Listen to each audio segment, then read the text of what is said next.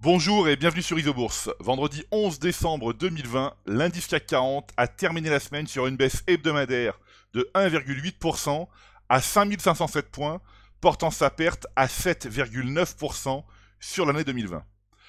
Alors que nous approchons de la seconde quinzaine de décembre et dernière quinzaine de l'année 2020, la Bourse de Paris a décidé de s'accorder une pause et n'est pas parvenue à aligner une sixième semaine consécutive de hausse. C'est le même constat sur l'ensemble des grands indices européens et nord-américains, où le rouge est largement dominant sur une semaine, comme nous pouvons le voir sur le résumé graphique hebdomadaire en bas du palmarès.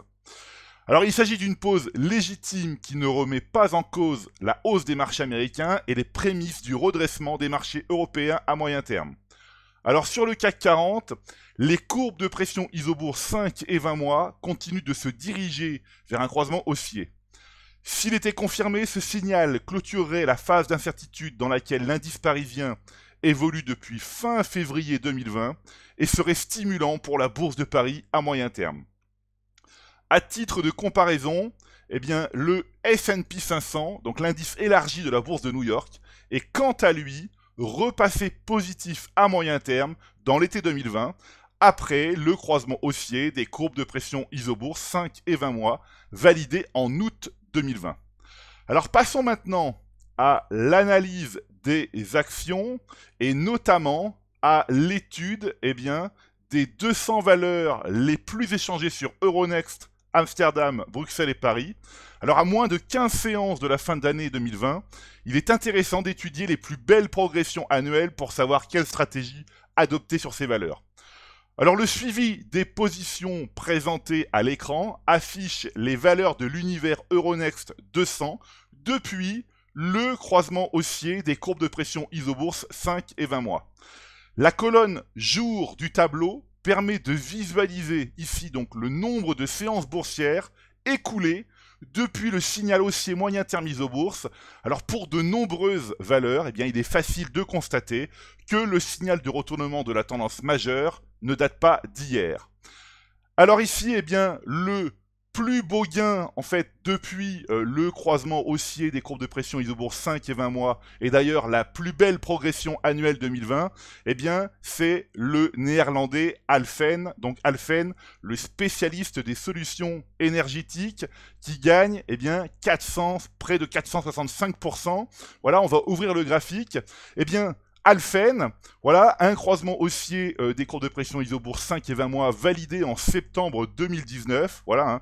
Les courbes, ne se sont jamais croisées à la baisse. Alors, laisser courir ces gains consiste à rester dans le sens de la tendance majeure jusqu'au retournement de celle-ci et non pas à se fixer un objectif de cours. Donc évidemment, hein, ces positions, nous les conservons jusqu'à ce que le croisement baissier, survienne. On va continuer ici avec ASM International, donc le fabricant de machines pour l'industrie des semi-conducteurs qui gagne ici près de 172%. Voilà, on va ouvrir le graphique. Voilà, un croisement haussier des courbes de pression Isobourse 5 et 20 mois validé en avril 2019. Voilà, là aussi, on voit que les courbes se sont approchées, mais ne se sont jamais croisées à la baisse. Alors je rappelle quand même que le modèle Isobourse n'a pas la prétention d'être capable de prédire le futur. Il se concentre uniquement sur l'application de règles qui lui permettent d'être statistiquement gagnant sur une longue période. Alors c'est pourquoi une action dite haussière, comme ici ASM International, doit être une position du portefeuille au milieu d'autres nombreuses ayant la même caractéristique. Il est important de diversifier sur un maximum, son portefeuille sur un maximum de valeurs. Voilà, on va continuer ici avec Sartorius Stedim Biotech, qui gagne encore 160% depuis le croisement haussier des courbes de pression Isobourse 5 et 20 mois.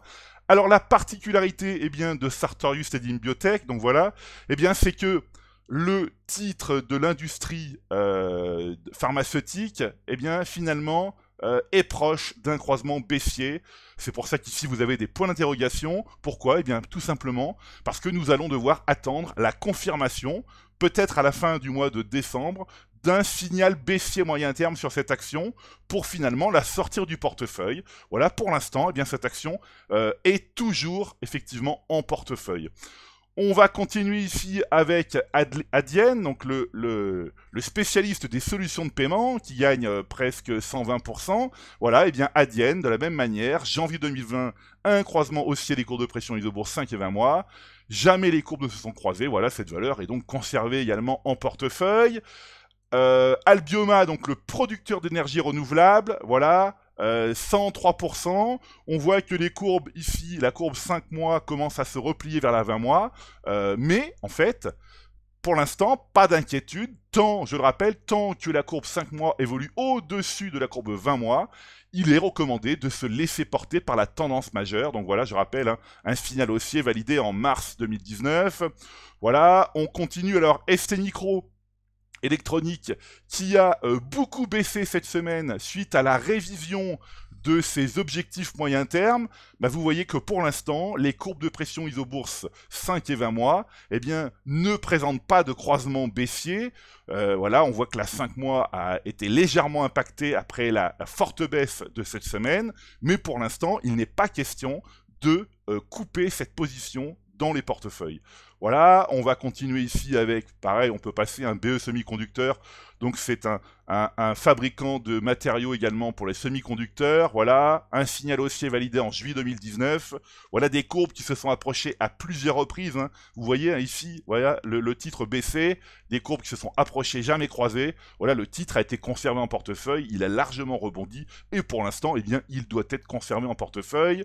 La biotech Selectis, voilà, qui progresse, eh bien, de 55% depuis le croisement haussier des courbes de pression ISO-bourse 5 et 20 mois, validé en mai 2020. Voilà, hein, une belle progression en fait depuis le début du mois de décembre, et puis même avant cela, une belle progression en novembre 2020.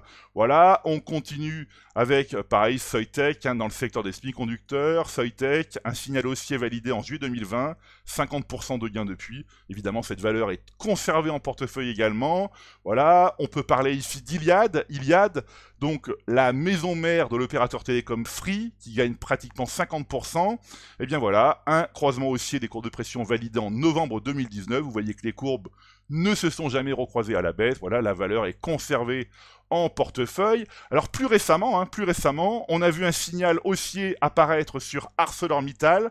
ArcelorMittal, un signal haussier validé en octobre 2020. Voilà, hein. On avait avant cela une tendance baissière qui datait depuis août 2018. Voilà, le titre, depuis le signal haussier, a fortement rebondi, quasiment presque 50% de gains depuis. Évidemment, ce titre est à conserver en portefeuille. Et puis on peut encore continuer ici avec le groupe de loisirs Triano. Triano, un signal haussier en juin 2020. Voilà, plus 46% de gains depuis. Cette valeur est également à conserver en portefeuille. Voilà, on pourrait continuer, hein, etc., etc., etc. Mais écoutez, eh bien, c'est maintenant à vous de faire le point de vos valeurs en portefeuille avec ISO-bourse. Je vous donne rendez-vous pour ma prochaine chronique et d'ici là, eh bien, restez avec nous sur ISO-bourse.